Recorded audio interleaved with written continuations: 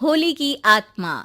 बचपन से शहर में रहने वाला मनोज इस साल होली की छुट्टियों में अपने गांव दुर्गापुर वापस आता है, जहां उसे देख पूरा गांव खुशी से झूम उठता है।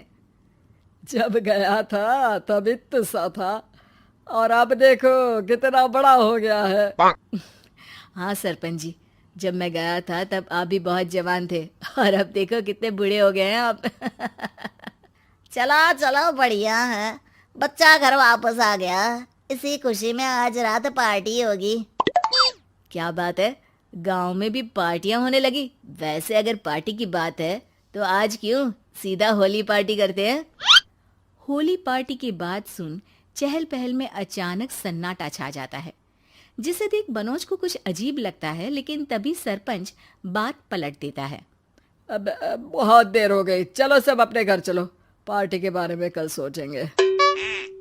मनोज भी मम्मी पापा के साथ घर आ जाता है, पर होली पार्टी और उस पर पूरे गांव की खामोशी वाली बात अभी तक उसके जहन से निकलती नहीं। पापा, होली पार्टी की बात पर सब चुप क्यों हो गए थे। अरे होगी उनकी कोई अपनी बात। मुझे गांव की पंचायत ही थोड़ी पता है। थक गया हूँ, चलो सो जाते हैं, कल बात करते हैं। पापा की बात मानते हुए मनोज भी सोने चला जाता है।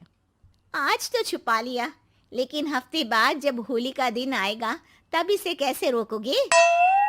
अगली सुबह सूरज के साथ ही मनोज भी गांव घूमने निकल जाता है, जिस पर रास्ते में उसे अपनी ही उम्र के कुछ लड़के भी मिलते हैं, जिनसे दोस्ती कर अब वो उनके साथ घूमने लगता है। इसी तरह कुछ दिन बीत जाते हैं और होली नजदीक आने लगती है। दोस्तों, होली में 4 दिन ही बचे हैं, पर गांव में उसकी कोई तैयारियां क्यों नहीं दिख रही। क्योंकि यहाँ होली नहीं मनाई जाती। अरे पर ऐसा क्यों। वो राजा भूषण। अरे तुम 4 दिन के लिए आए हो, क्या इतना सोच रहे हो। चलो कुछ खाने चलते हैं। इसी के साथ एक बार फिर होली की बात को टलते हुए देख मनोज को शक होने लगता है। वो घर पहुंचते ही इंटरनेट पर अपने गांव और राजा भूषण के बारे में जानकारी निकालने लगता है। क्या? मुझे आज तक ये नहीं पता था। ऐसा कैसे? किसी ने मुझे कुछ बताया क्यों नहीं? सारी जानकारी लेने के बाद मनोज गांव वालों या अपने मम्मी पापा से कुछ पूछे बिना खुद ही उसकी सच्चाई के बारे में छानबीन करने लगता है, जिसके चलते वो राजा भूषण की हवेली में पहुंचता है। वाह, क्या हवेली है यार। पर क्या यहाँ सच में कोई भूत है? हेलो भूत जी, कोई है क्या? हम इस साल गांव में होली सेलिब्रेट कर रहे हैं, क्या आप उस पर थोड़ा इंटरव्यू देंगे? मनोज के ऐसा बोलते ही गांव में तूफान उठ जाता है और हवेली में रखी सारी चीजें हिलने लगती है।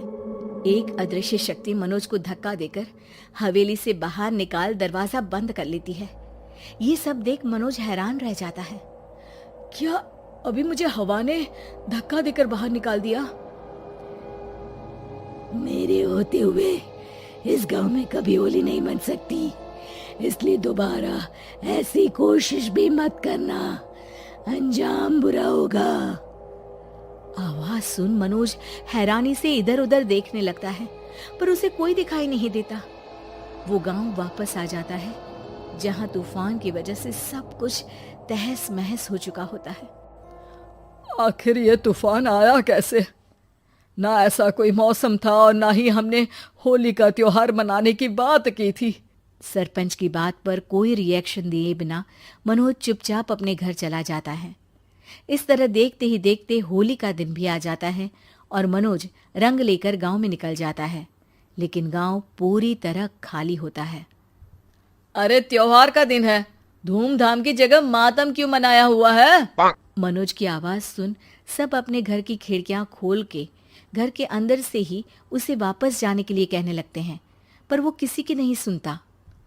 तुझे पहले भी समझाया था, अगर होली खेलने की कोशिश भी की तो अच्छा नहीं होगा। अरे बात मान लो बेटा, तुम्हें सच नहीं पता। मुझे सब पता है। सालों पहले इस राजा ने एक अंधविश्वास फैलाया और आप लोग आज तक उसे मानते आ रहे हो। अरे बेटा, जब तुम पैदा भी नहीं हुए थे उससे भी बहुत पहले से इस गांव पर होली का श्राप है। अगर गांव में होली का त्योहार मनाया जाता है तो प्रलय आना पक्की बात होती है। राजा भूषण इस सब में नहीं मानते थे और त्योहार मनाने लगे, जिसके चलते होली वाले ही दिन पहले उनके बेटे की और फिर उनकी मृत्यु हो गई।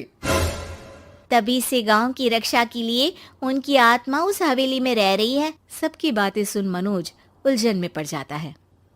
सोचना भी मत मनोज, अगर तुमने इस परंपरा को तोड़ने की कोशिश भी की तो उसका परिणाम इस गांव और गांव के लोगों के लिए अच्छा नहीं होगा।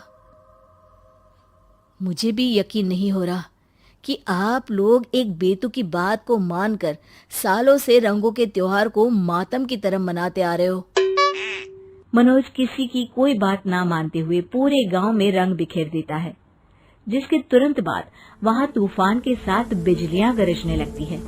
अचानक मौसम में ऐसा बदलाव देख जहां मनोज कंफ्यूजन में आ जाता है, वहीं गांव वाले डर से सहम जाते हैं।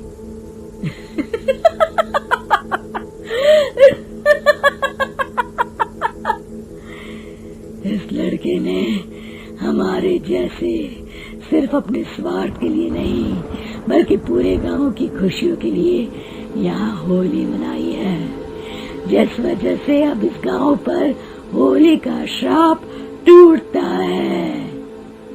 ऐसा बोलकर राजा का भूत वहां से गायब हो जाता है, जिसके बाद गांव के लोग धूमधाम से होली मनाते हैं। खुशियों के रंग गांव में बिखरे ही होते हैं कि अगली सुबह अचानक मनोज कहीं गायब हो जाता है और एक बार फिर गांव में होली का नया राज शुरू हो जाता है।